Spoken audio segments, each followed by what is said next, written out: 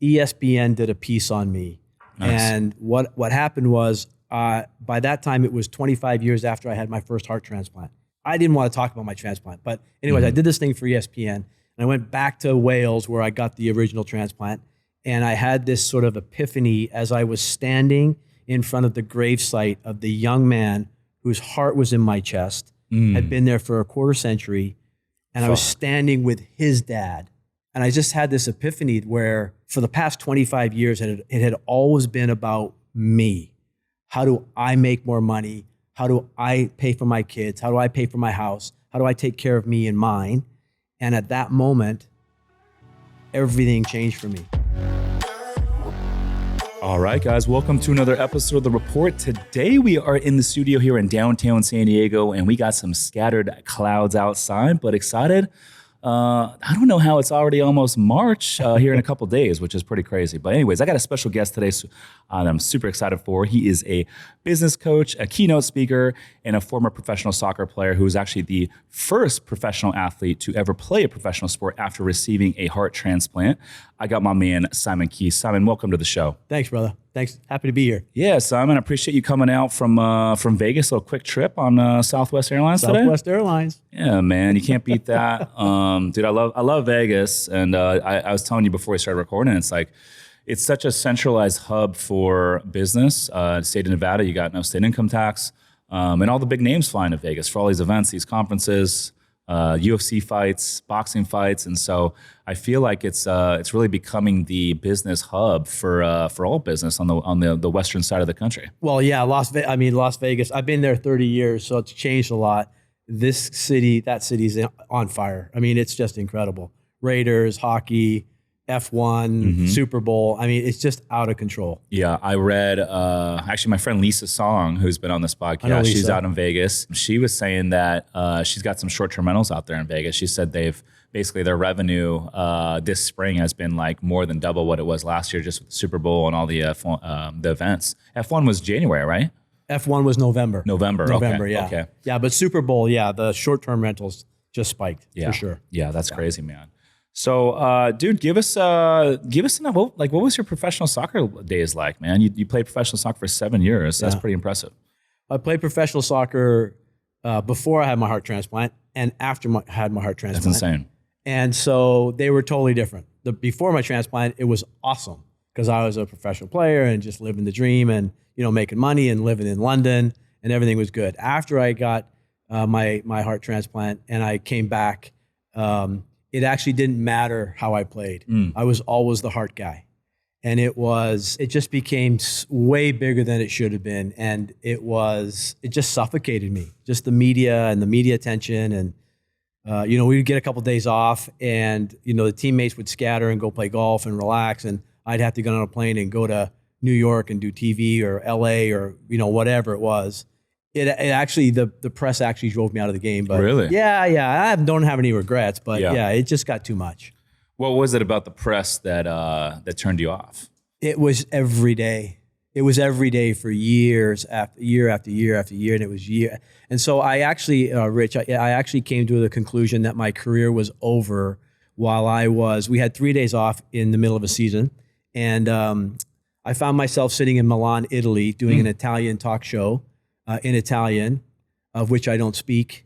And I just thought to myself, what am I doing? What has this got to do with the game that I loved? And I actually called my then girlfriend, now wife, and I said, I think I'm done. And that was it. How old were you when you retired? I was 27, 28. Okay. Yeah, so fairly young. And what were in the 7 years, which teams did you play for? I played in Canada for a couple teams, Montreal and a team called Winnipeg and Victoria. I played in Cleveland. I played in the UK, in London for a team called Millwall. Up there in Canada, I know it gets cold. Do you guys play, is it indoor? We played summer. We played in the summer. Okay. Summer's really nice. Summer professional league. Yeah. I've never been to Winnipeg. I've heard nice things. So anyway, you resign, retire from professional soccer. Yeah. You're relatively young at this point. And then what was kind of your vision from there? What did you do next? So I converted quickly I figured out quickly that I was by nature an entrepreneur. Mm-hmm. And so that competitiveness of being an athlete really translated very well to be an entrepreneur. And so, sort of between the ages of 30 and 45, over those 15 years, I built and sold a bunch of businesses. It depends on who your audience is, but reasonably successful entrepreneur. Yep. Had some liquidity events, and life was pretty good. And like I said, I was able to figure out and translate that competitiveness into business. Yeah. Yeah, it's interesting you say that. I feel like there's a lot of athletes that in their retirement years, they get into business. And, Ryan Pineda is one of them. He is a professional baseball player. I've had other folks on this show that get into, entrepreneurship and real estate investing in post-professional days. But it makes a lot of sense. I mean, I played basketball as a kid growing up. I played baseball as a kid growing up. And, I still have that competitive drive and the nature. I think the only difference is the game that we're playing right now is, I can play this into my 60s and 70s. Yeah, that's right. What's interesting, Rich, I think, is that just like in pro sports, it always comes down to the same thing. And it's that moment of when you have self-doubt and fear. And it's the same thing in business, right? It's the same thing in what you do. It's same. You got to have knowledge, but then you got to have the ability to pull the trigger and make the investment, or pull the trigger and execute on the deal. So it's the same thing, in my opinion. And you got to be able to react and make quick decisions, But I think one attribute is really the competitiveness of it, and always wanting to be the best and always wanting to get better. I think that, at least for me, is what really drives me. What are your thoughts there? Well, you say you that. Laugh. And so one of the things I learned when I went and played in London was I first went to play in the UK as a 17-year-old right out of high school. Okay. And I was, a good player, Canadian national youth team, and was making my way in the world. But I was still an amateur. And when I got to London and I learned how to be professional, what I learned was the difference between pros and amateurs. And that is, everybody's fast, everybody's strong, everybody's smart, everyone can make quick decisions. And the main difference is, what were you willing to do? Were you willing to step on someone's neck? Like, were you willing to be like a wolf and just, do whatever it takes? And that's the difference between amateur and pro. By the way, it's the difference between being a really good businessman and really being a great effing businessman. Like, I'm not saying it in a bad way. I'm just saying that ultra competitive execution piece. I love that. And I think with that, you got to have a little bit of swag. You got to have a little bit of confidence. And you got to have the ability to know, like, push come to shove, when shit hits the fan, and shit will hit the fan. It's just part of the game. That you have the ability to push through and you'll figure it out. You might not know the answers and how you're going to figure it out, but you got to have that swag and confidence to know no matter what happens, you are going to figure it out. For sure. And when everyone goes home and that door shuts, you're still here, right? Like, do you have the stamina and the willpower to get this thing over the line? Yeah. Whatever deal it is, right? Do you have the willpower to do it? Yeah. Yeah. No, absolutely. I mean, it's something that even when I go home or I'm traveling or whatever it is, it's like you never fully shut it off. You're always thinking about something. Even when I go to bed, I'm thinking about something usually. But that's just it's part of the game. And yes, it sounds a little crazy that sometimes it's hard to shut it off. It's like, because I can't shut it off is why I'm going to make it to the top. That's right. And it's just part of the mindset that I think you got to have. So what was the first business? You mentioned multiple exits after the pro days playing soccer, but what was that first business for you? So the first business, when I retired playing soccer, I went to work in the athletic department at UNLV, right? And so I met a guy who was a booster, and he sold stuff to the casinos, branded stuff, hats and keychains and all this other stuff. And so I went to work for him for a year or two, and I figured out that he would come into the office like an hour or two a week from his golf course, from his country club, in his nice car. Meanwhile, I'm working 70, 80-hour weeks, just busting my ass. And I thought, I want to be that guy. Yeah. And so I jumped off the cliff and I started selling all this stuff to the casinos. And it was the sort of the mid-90s. And I did something that I don't think a lot of people did at that time is I actually got on a plane, flew to China, drove 8 hours into the Chinese wilderness, went to these factories, bought containers full worth of goods to bring back. And that's how I made my first cash. What kind of goods were you bringing back? Well, I'll give you an example. So a casino would ask for 50,000 jackets to give away to their players. And I'm not anti-American. I'm pro-American, of course, because I'm American. But I just knew I could buy them cheaper somewhere else. But other people weren't doing that. They were making them in the country, and so they would charge $28 for a jacket, and it would cost them $22, and they make $6 worth of margin. I'd go to China and I'd buy them for $12, and I'd make $16 worth of profit. And there was more risk and that kind of stuff. So it was that kind of stuff, right? Just thinking on your feet and grinding and hustling. Yeah. Yeah. I've heard of folks doing that, especially like back 30, 40 years ago, going into like, areas where you can get cheap stuff, Vietnam and stuff like that, even furniture, bringing it back here. How did you travel back from China, like on the airplane? What was that like? Well, I mean, of course it's wild, right? I spent a lot of time in Korea, South Korea as well, and China, sourcing these factories and stuff. And so I would have a hub in Seoul, and then I had a sort of not a formal partner, but a business partner there. Okay. And we would get on the Chinese air and we'd fly into wherever it was, Shanghai or whatever. And there were some scary times. Yeah. Craziness. I can imagine. They were trying to stop you in security? Not so much. It's just, I will tell you so I did a big denim program for one of my customers one time. And I went to this denim factory in, deep in inland China. And I was with this guy, and we were the only two white people that city of like 5 million people had ever seen. Still dirt roads. It was just chaos. And we go into the factory, and there are probably, no exaggeration, 5,000 sewing machines, all manned by these ladies sewing. Like the scale was just incredible. Yeah. Anyways, yeah.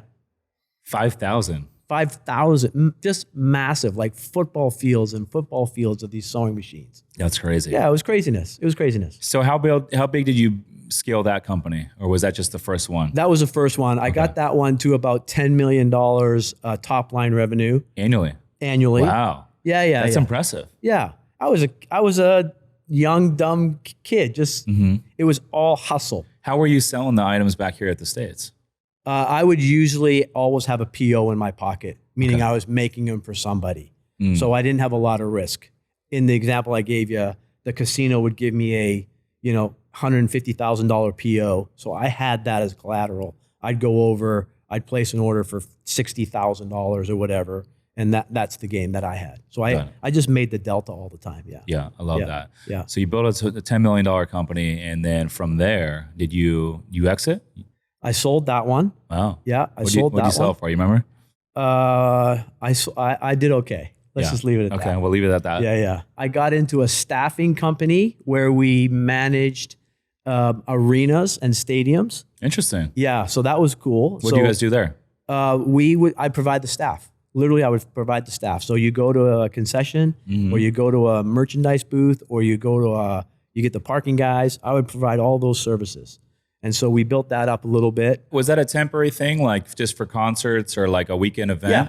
Or would it be for an entire season? Event driven. Totally so just events. So it's a flex up and flex down for them. Yeah. I was at Petco Park actually yesterday, just real quick, 30 minutes. I'm a season ticket holder for the San Diego Padres. Yeah. 4 seasons now. This will be going on the 5th season. But on the way in yesterday, the season ticket rep called me and said, "Hey, I got a couple options for you to upgrade if you want to come by and check them out." So I went and checked it out. But they were training all of their vendors, all the security, they were even like making food, just going through the motions, getting ready for the season. Yeah. And I thought, man, that's a big operation. I mean, there's 82 home games in a season, and then if you include playoffs, it could be a lot more. So I thought, man, that's crazy. We did. You'll get it. I think our listeners might get a kick out of this one. We used to do So it tied into my merchandise business. So it started as I would provide all the merchandise and all the sellers, and we would contract with, whoever it may be, Monster Trucks or the Wrestling Federation or, U2 or whoever, what, right? Mm-hmm. And they would bring their merch in and we would sell it and then we'd give a cut.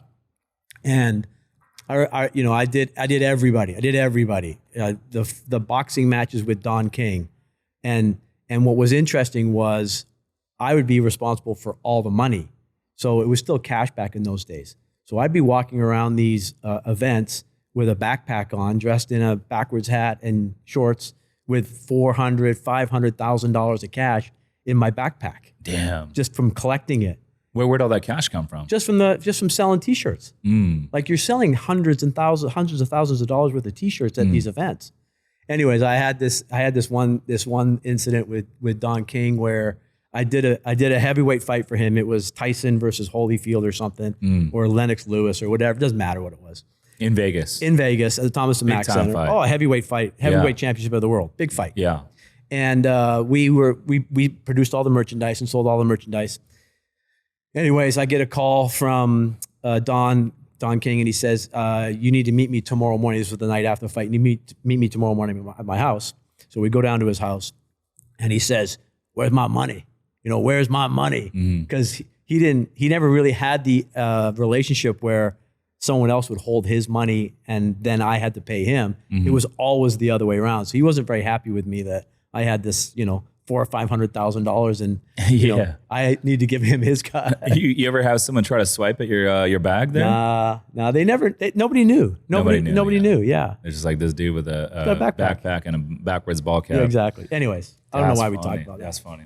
So how did that event business turn out? Hey guys, real quick, the only way this show grows, the only way we continue to bring on bigger and better guests is if you guys rate, review, and share the show. So if you could take 2 seconds or the click of the thumb to review on Apple or Spotify, it will mean the world to me. But more importantly, we'll be able to reach more entrepreneurs and more real estate investors and help them build wealth through this podcast. Now back to the show. It was good. Again, I sold that. Sold that. It's a hard way to make a living. Yeah. Because you're on there. I got a question for you. So as a young entrepreneur on the come up, you build a successful business that's cash flowing, it's making money. What's your thought process behind, let me sell and completely start over? Because, when you start over, it's like, it's you're going to take a step back, right? Yeah. And then there's a lot of learning and you got to reinvent yourself again. So why not just continue to scale what you currently have?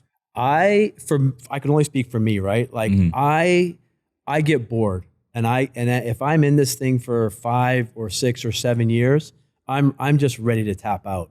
And so that's my history. I get bored. I want to move along. But can't you hire like a COO or a CEO to run it for you, and then you just you don't spend much time in the business? You can. I think I was too young at the time. I didn't really understand about scaling businesses. I understood about how to do business and have your thumb on every single part of the business, but I didn't understand about scaling. Yeah.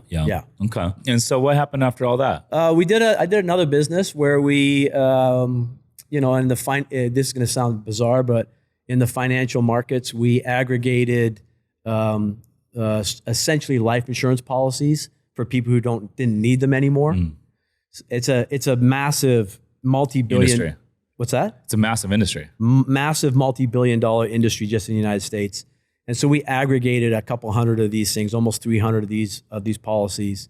We held them offshore in Ireland because it was a good tax treaty, and it's really just a math equation. It's just actuarial science, right? Yeah. And it was an interesting business. We sold that business and got out of that. It was a great business, but what the real message is that I had zero experience doing that. Took us 3 years to figure it out, scale it up, aggregate these policies, and cash out. I tell people that today, and it doesn't even make sense to them. How do you know the tax structures between Ireland and or whatever it is, right? Blah blah blah blah blah.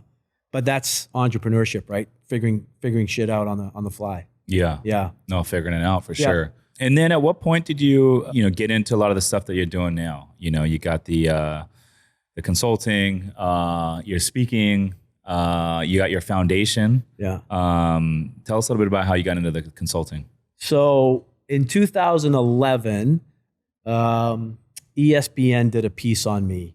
Nice. And what happened was, by that time, it was 25 years after I had my first heart transplant, which they only last about 10 years usually. So 25 years was, I didn't want to talk about my transplant. But anyways, I did this thing for ESPN, and I went back to Wales where I got the original transplant. And I had this sort of epiphany as I was standing in front of the gravesite of the young man whose heart was in my chest, had been there for a quarter century, and I was standing with his dad. And I was like, and I just had this epiphany where for the past 25 years, it had always been about me. How do I make more money? How do I pay for my kids? How do I pay for my house? How do I take care of me and mine? And at that moment, everything changed for me because I had ticked all those boxes. Mortgage was paid, the kids were out of college, whatever it was, all that stuff was done. And I just had this, and I was like, I got to do something different. And so I went down this path of, I'm going to become an expert in organ donation and transplantation, not only in my little area in Nevada, but around the world. And that went down a path. And, you know, I'm humble enough but also honest enough to say that I'm probably the world expert in these systems around the world as it relates to transplantation and organ donation. So that's how it started. Yeah. Long answer. Sorry. And by the way, shout out to your foundation, the Simon Keith Foundation. You raised north of $10 million, all for kids that need organs, right? Yeah. Tell us a little bit about that. Yeah, these poor kids, right? They just drew the short straw for some reason, and they got to get, whether it's a kidney or a heart or lungs or liver or whatever it may be. And I know how difficult that path can be, and so there's a lot of stereotypes as it relates to sort of these kids are still sick. And I was like, you're not sick anymore. You got a new organ. You can do all the things you're supposed to do, or you couldn't do before. And so that was my mission. And I was just like, let's get these kids back and healthy and happy and support the families, support the kids. And we've had a foundation for 10 years. First year I thought, let me get a couple guys and we'll raise 20 grand and we'll help a kid or something like that. And here I sit 10 years later and we've raised 10 million bucks and wow. And we're helping lots of kids. It's incredible. Yeah. I love that, man. I think I want to start a foundation at some point. But that's pretty cool. And so when you go on speak, man, what do you typically speak about? Is it the organ stuff or is it how to scale a business? I speak about, thank you for asking, by the way. I speak about this concept of the greatest version of yourself. So the greatest you. And I talk to people about getting over that bridge from absolutely knowing what you want to do and having this overwhelming fear and lack of discipline to get over that bridge to doing it. And I would say that, so I do that with individuals, high functioning CEOs, chief operating officers, chairman of boards. I do that at that level. And then that inevitably turns into, hey, can you help us with our business and our leadership team? How do I scale our company? How do I grow? What am I missing? When you're in your own business, you miss things because of, your built-in tendencies. So I do a lot of that. I do a ton of that. And some of the things I see is young, high-functioning, successful people need certain things in their life. And I believe strongly they need a mentor that's going to tell them the truth, going to hold the mirror up to them and say, no, you're full of shit. You need to do X, Y, and Z. They need someone who's going to ask them tough questions and give them tough answers. And it's super rewarding. They also need somebody who's going to believe in them too. Yeah. So I do a lot of that. Yeah. I agree with you. I think whenever you're doing anything new or even if you're trying to, become good, go from good to great, yeah, I think it's important to have a mentor, important to have a coach. You look at some of the best athletes in the world, they have all sorts of different coaches. The best entrepreneurs in the world have all sorts of different coaches, mindset coaches, business coaches, all that stuff. So I get it. How do you break down becoming the best or the greatest version of yourself? Well, what I tend to do, Rich, is I tend to make it, it's not cookie cutter, it's not a silver bullet, there's not a the roadmap's not the same for everybody. Mm-hmm. So what I tend to do, my style is I get very intimate with somebody, and I lead with love and genuine authenticity, that I want what's best for them, period. And what happens in a lot of companies is they say, we want the best for you, comma, because it'll be best for the company. And I think that everything after the comma is nonsense, because then it's not authentic anymore. It's a sort of quid pro quo. So what I do is I build this intimate relationship with somebody, and it takes time, and then I start to drive into, what do they really, excuse my language, what do you really want to fucking do? And in the vast majority of people, there's an answer that they're so scared to say. And I push and I push and I nudge and I and it's responsible. I'm not saying, get rid of your family and quit your job and go walk across the Sahara Desert, but people want to do what they love. Why are people afraid to say what they love? Fear of what? Fear of judgment. Fear of judgment from what happens is your family sees you in one way, your friends see you in one way, your colleagues see you in one way. And when you stop being that one way, which is generally small and collaborative and together and conforming weak, to the group. Yeah. When they see you acting differently, they're going to judge you, and they're going to try to sort of pull you down. And it takes strength to rise up. You know that. Yeah. Success is in many ways a very lonely individual journey. It really is. And I think as you grow, it gets, your circle becomes smaller and smaller. It really does. And I think the hardest part is starting, because of what you just mentioned. I think, looking back to my journey, I was an air traffic controller for 11 years as a federal employee for the FAA. And I remember when I got into real estate investing, everyone, even friends, family members, coworkers, were like, dude, what are you doing? I cashed out my 401k to kind of get my start and buy my first deal. And people told me it was too risky, And I think looking back, where I'm at now, I think all those risks are real. So put some weight on them. But on the other side of the balance scale is another risk, and it's this. I could be 80 years old one day, laying in my bed, staring at the ceiling, kicking myself because I never fucking tried anything in life. How about that risk? That's a risk too that a lot of people don't allude to. There's only one answer to this, in my opinion. There's only one answer when someone says, it's too risky, you shouldn't do that. What about security? What about safety? There's only one answer, in my opinion. And what is that? You are right, but you're not me. Like, that's it. You're right, but you're not me. That's so good. Yeah. That's so fucking good. I mean, and that you could tell that to, if anyone out here has parents that aren't supporting their venture, friends, coworkers telling them, hey, it's too risky. What you just said applies, man. I love that. Yeah. I love that. Yeah.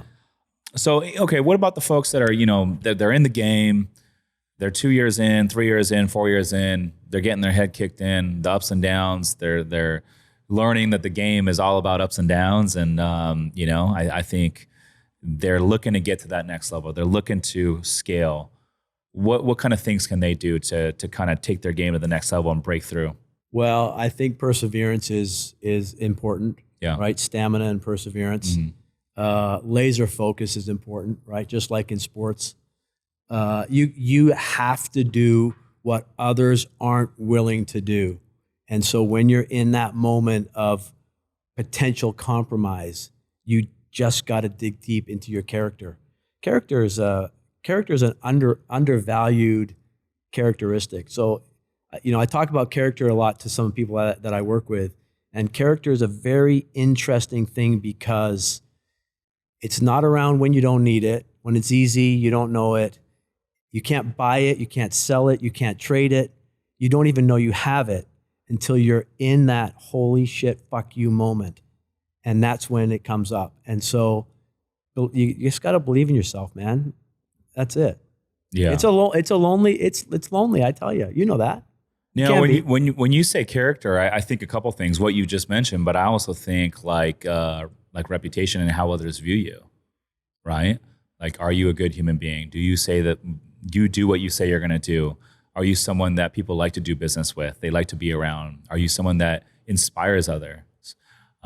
Because I feel like, when you get into these, situations as an entrepreneur and you get into problems that you got to solve and you got to react and you got to figure things out and things are moving and no one's coming to save you and it gets lonely. I think when you get in those situations, your reputation matters a lot because, at the end of the day, a lot of what we do as entrepreneurs is who right? I always say if you don't have the opportunities, you don't have the deal flow, you're not making the money you want to be making, simply because you're not shaking enough hands, or people just don't like you, they don't want to help you. Well, I would agree. I got a good friend of mine. I'm not going to name drop. I got a good friend of mine who's uber successful in the music business, like massive. And he always tells me the whole game is about relationships. The whole thing. Who you know, how well you know them, do they trust you? Do you trust them? So it speaks to what you talk about, reputation. Yeah. But building authentic, genuine relationships. Yeah. And it can't be fake. And it can't, people can smell bullshit a mile away, right? I'm here in air quotes to network. If that's your mindset, you're on the wrong script. Yeah. How much does like your circle, your network, play into, reaching success as an entrepreneur? The people you hang out with, your friends, your circle? For sure, right? I mean, what's the old saying, right? If you show me the 4 closest people to you, I'll show you who you are. Yep. Right. So, do you believe in that? With real estate investing, asset protection and protecting yourself from personal liability is huge. The best way to address this is to correctly set up your LLCs and entity structure. For us at Summers Capital, we use Prime Corporate Services to set up, manage, and provide guidance for all of our entities, making it truly hands-off. If you want to learn more, visit Prime Corporate Services/Rich Summers to book a free call and receive a special podcast listener offer. Again, visit primecorporateservices.com/Rich Summers to book a free call. Now back to the show. I tell you what I don't believe in. I don't believe that success and money/net worth should be your only criteria for how you select your friends. I don't believe in that. I don't believe that rich people are nicer than not rich people. So I don't subscribe to that. I think that's a short game. I think it's inauthentic, and I think that you get sniffed out if that's your only criteria. That's what I think. Say that one more time. If your singular criteria of people that you want to be around is how much are they worth, how successful they are, then that in my opinion, that's a short game. I don't think that should be your only criteria. Your criteria should be things that we've already talked about: reputation, integrity. Are they kind? Are they nice? Because there's a lot of rich people who are assholes. I agree. Right? I agree with that. And so I see it every day. I see people sniffing up to different people, whether it's me or somebody else who are deemed successful. And it's like, it's just not authentic. Yeah. I agree with that. For me, the number one thing is like, are you a good human being? How do you treat others? Because to your point, I've been around successful people that have money and have wealth, but I don't like the way they talk down to servers when we go out. I don't like the way they talk to people in the service industry or bartenders or whatever it might be. That simple thing is enough for me to like be turned off. Me too. And if they can't be a good human being and treat others well, no matter what walk of life they come from, that's like a hard no for me. Yeah. It's hard for, it's easy. I can't be around that energy. At least I can't either. I don't know how to say this, but because it sounds like a sort of like a rich, successful guy saying it once he's made it, but there's nothing worth compromising your integrity for. There's no deal, there's no person, there's no money, in my opinion. How important? I've never been married. You've been married for how many years? 30 plus. 30 plus. Yeah. So I guess I'm curious, in your estimation, how important is the partner that you choose to marry in terms of, aligning it with the rest of your life, whether it's growing a business or whatever other venture that you're into? How important is that decision? My screensaver, you don't know this, Rich, but my screensaver on my phone has a picture of me and my wife, and below it says, this is true just for me, not for everybody. Pick your partner carefully. It could be the single most important factor to your success. That's my screensaver on my phone. So it should tell you how valuable I think my partner is. And my partner, my wife, Kelly, she goes by Kel. Kel is an absolute stud. And she's everything that I'm not. And, we've built a life together. We've built 3 kids together. We've built businesses together where we would be deemed successful by any measure that you have. But when we sit down at the end of the day on the couch watching a show and hold hands, that's it for us. Yeah. We know that we're home. Well, I'm curious, what's the key to staying married for 34 years? You'd have to ask her because I'm a lot harder than she is. Really? Actually, she taught me very early on in our marriage. She said to me, Simon, our marriage is generational. So we may fight for a year or 2 or 3 or have a terrible year or 2 or 3, but we are a generational couple and we're going to be together for a long time. I love that. Yeah. It's almost like long money, right? It's almost like long investment. Like, don't get caught up. Well, it's almost it's the same mindset that you have to have for, a lot of things, friendships, partnerships, your spouse. I mean, there's always going to be ups and downs. And you always got to think big picture. I always say, like, whenever you date someone, it's good to see how they handle a disagreement or how you guys handle a disagreement collectively, because there's always going to be ups and downs. And when everything's good. But when you have a disagreement, how does that person respond? That's what's important to me. Yeah. Dude, you've had not 1 heart transplant, but 2. Yeah, correct. Yeah. How old were you for both of those? I got my first heart transplant in 1986. I was 21 years old at the time, right smack dab in the middle of my career. And they're they generally last 10, 8, 10, 12 years. Like that's what the data says. And so I got 32 years out of my first one. So I had my second one in 2019, so 5 years ago. Just down the road here at UCSD. Oh, here in San Diego. Yeah, wow. yeah. Okay. Yeah, UCSD, one of the absolute best heart transplant programs on the entire planet. Who was your doctor? A guy named Dr. Adler and Dr. Pretorius. They're a team. Shout out. Yeah, shout out, man. Those guys crushed it for me. And I got a kidney at the same time in 2019. Yeah. Wow. So I've had 2. What is that like? I mean, you mentioned going to the funeral, the gravesite of your first donor. What is that like knowing, hey, like these folks sacrificed so you can keep going? Yeah. It's hard to explain. You want to use words that exist in the English language, but you're so effing grateful. And so when I did that ESPN piece in 2011 and met the father of the young man whose heart had been in my chest for 25 years, there was just one phrase that kept emanating in my head all day. And that is, how do you say thank you to someone who gave you everything? Everything. My wife, my children, my money, my businesses, my house, my health, everything. How do you say thank you to someone who gave you everything? That's heavy, man. It's heavy, man. Yeah. What was the ESPN piece all about? Just about my journey, being there's only been 2 professional athletes, me and another guy. I was the first one. The second guy is a golfer, a good friend of mine. What's his name? Eric Compton. Okay. Yeah, shout out to Eric. Yeah, shout out Eric. I got to watch this piece, man. Where can we find it? It's on ESPN. Yeah, so it's ESPN. It's an E60. Was it 30 for 30? E60. E60, yeah, Oh, yeah. sick. Yeah. And so they just did, well, I'll tell you what I did. I wrote a book, and the ghostwriter, I didn't write a book. Ghostwriter wrote a book. I talked to him in one of these. He wrote a book, and he asked me, he said, the only way we can end this book is if you go meet the family of this organ donor. And back in the 80s and 90s, it was almost forbidden to go meet the family. The philosophy was let them grieve, leave them alone. They've given the ultimate sacrifice. Don't pick the scab. But as the 90s and the 2000s came along, you started to see these meetings on social media of the young man who got the heart and the mom and that kind of stuff. So that's why I did it. He set up the meeting, and it was wild. It was wild. Yeah. Yeah, I can only imagine. What about the second go around, 2019? Who was that? 2019. So who was that donor? Yeah, I've talked to not as public. They have they didn't specifically ask me, but they've been much more private. So he was my age at the time of his death. So he was 53.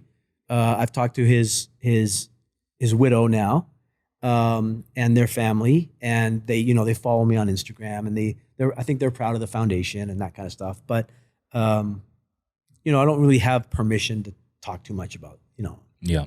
No, I hear you. And it's it's a total respect, of course, right? Yeah, absolutely. Talk a little bit about like what you're doing on the business side. You mentioned before we started recording that you do a little bit of consulting, but in addition to that, you might partner with some of these folks. Do you do any investing at all?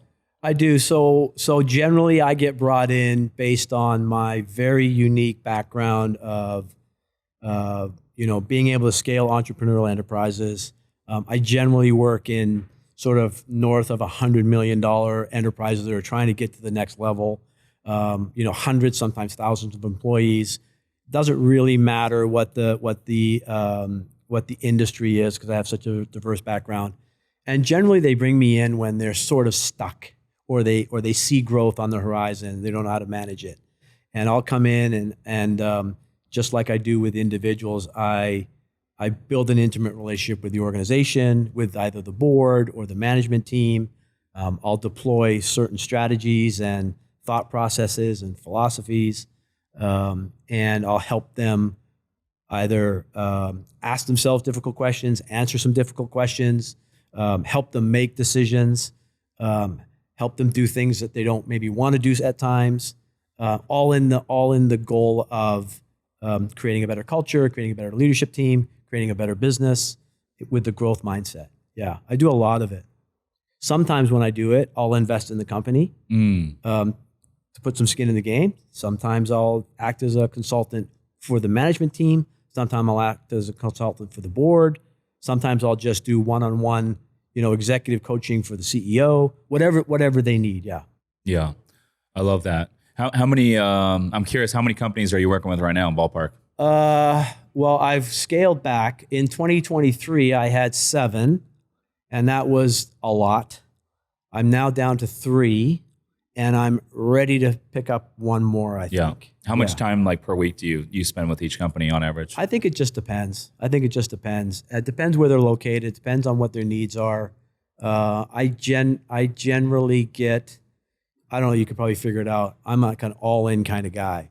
Like I could feel it, man. Let's not fucking waste our time. Let's knock this out. So I actually really give a piece of my soul to every partner that I partner with. Yeah. It's important. Yeah.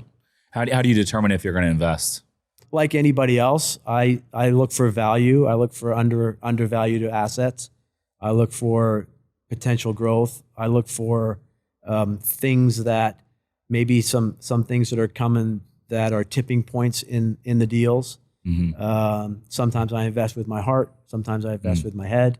Just depends. Yeah, I love that, man. So what's next for you, man? What are you excited for here in 2024? Well, I'm excited for a bunch of things. I mean, I love the business I'm in. I love it. I love digging into companies and doing that.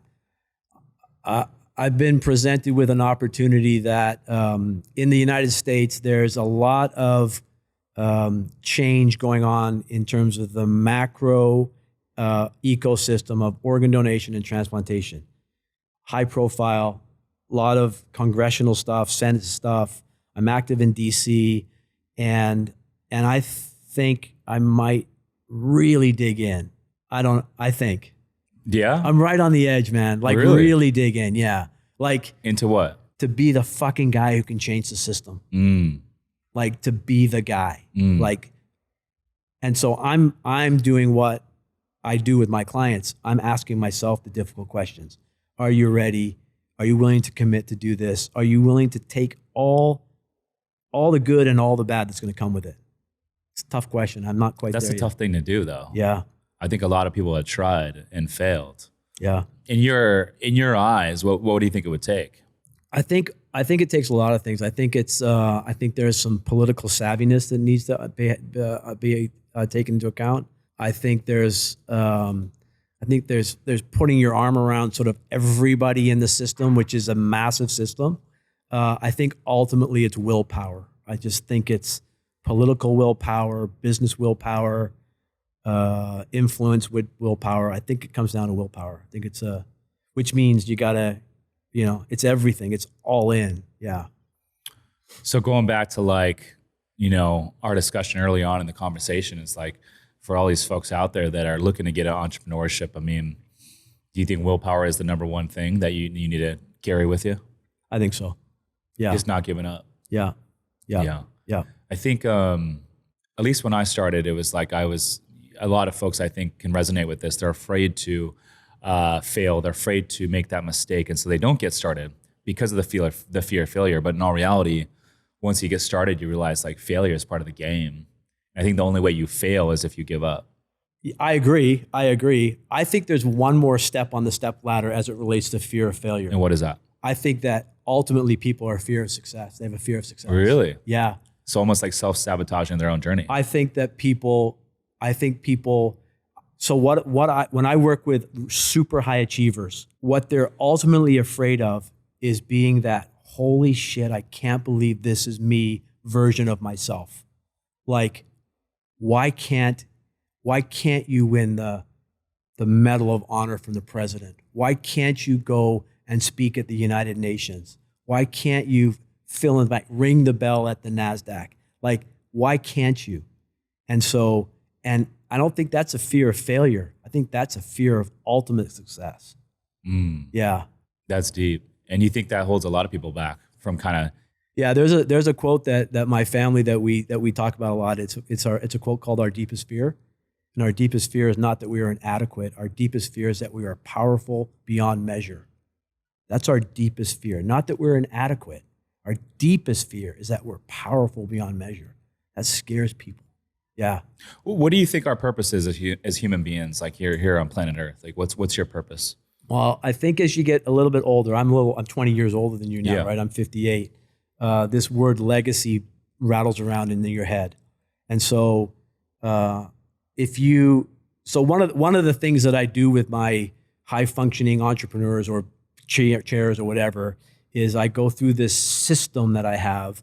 And one of the categories that I ask them to think about and write down and we discuss is legacy. What's your legacy? And it's easy, I don't mean it in a disrespectful way, it's easy to say, well, I'm gonna have kids, I'm gonna pay off my mortgage.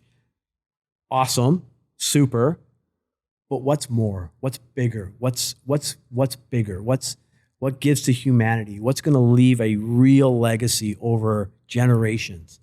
That's a hard one to answer. Mm-hmm. Yeah, and for you, what is it gonna be? Well, I think it's the foundation because I initially started the foundation as not really an ego thing, but kind of an ego thing, like kind of, right? I really wanted to do some good for some kids. And what it's grown into is what I see now is we recognize kids and we honor a kid. And, we honor a kid from like 10 years ago in our first year. And now this year, that kid is now, 22 because he was 12. And now he's an entrepreneur or a philanthropist and giving back. And so that generational legacy is something that I think about a lot. That's good. I'm curious because I didn't realize what truly makes me happy until age 36, 35 maybe. What was it? For me, happiness stems from growth and progress. So as long as I'm growing and I'm getting a little bit better every single week, and it's not just like one category, it's like I want to be growing in all categories. Family, friends, mentally, mindset, business, wealth, fitness. If I'm getting a little bit better every single week, I'm happy, right? So it's the growth and the progress. But the second I stop growing, the second I stop progressing, it's the second I'm no longer happy. I didn't realize that until my mid-30s, but I'm curious for you, what makes you happy? That's why I sold businesses when I sold them, even though they were successful, because it didn't make me happy anymore. What makes me happy? What makes me happy is seeing in air quotes, young person. I don't mean that literally. I mean a person that I have built an intimate, authentic, genuine relationship with, and I see that person absolutely crushing it. That's what makes me happy. It's no longer about me. It's truly, authentically about them. How can I make them the greatest version of themselves? And when I see it happen and I see that light go off, it's awesome. Yeah. I'm also curious, like, how has your perspective on life changed now that, you're at this stage of your life versus when you were maybe in your 30s or even in your 20s? Yeah, I think 20s and 30s, even 40s was just a grind, right? Grinding the game, grinding. This is what I talk, again, I don't want to say, it sounds patronizing as I talk about young people, but if you do just a couple things when you're in your 20s and 30s on the financial side, you're almost guaranteed to end up in a place when you're 50 that everything changes because you have money. If you just do a couple things, they're easy things, you know that, right? Whatever it is, whether it's invest in a deal or max your 401k or build that Roth or whatever. There's a whole bunch of answers. You can talk to anybody, you'll get different opinions, but just do a couple of those things. So what I found, again, I think it was about 10 years ago, I was at this place, it's like, holy shit, life is really good. I can do anything I want now. Yeah, I don't know if that answers your question, but. Yeah. Yeah, I agree with you. I think those little things that you can do in your 20s or 30s are important. But quite frankly, I didn't really wake up until age 33. And I think a lot of folks in their 20s, late 20s, they might think they're behind the power curve, might be too late to reinvent yourself. But from 33 to 38, I completely reinvented myself. And so I know if I had to do it again in my 40s, I could do it. I don't think it's ever too late to reinvent yourself. Yeah. I bet that was hard. It wasn't for me because I was so obsessed. I was like, dude, I didn't know that entrepreneurship or real estate investing was an option. So when I discovered it, I was like, I thought it was so cool and I wanted it so bad that it was exciting for me. That it wasn't hard. Like obviously there's a lot of ups and downs and there's things that I go through every single week that are hard. Yeah. But then once you do it, it's not hard anymore. You look back and like things that used to make me scared don't make me scared anymore. Yeah. That's part of the game. Yeah, it's awesome. Anyways, my man, Simon, I appreciate you coming down, hanging out with me, dude. It's been a pleasure interviewing you. Where can the folks get in touch with you if they want to learn more about your foundation, they want to learn more about your consulting business? Oh, yeah. Foundation, the SimonKeithFoundation.com. I got also SimonKeith.com. I don't know. I'm not selling, bro. I'm just happy to be here. And I love that about you. And I got to go check out that piece on ESPN, E60. I got to check that out. I'm going to probably watch it tonight. So I'll let you know how it goes. But anyways, I appreciate you, man. He's Simon Keith. I'm Rich Summers. Listeners, thanks for tuning in. We'll see you in the next one. Peace.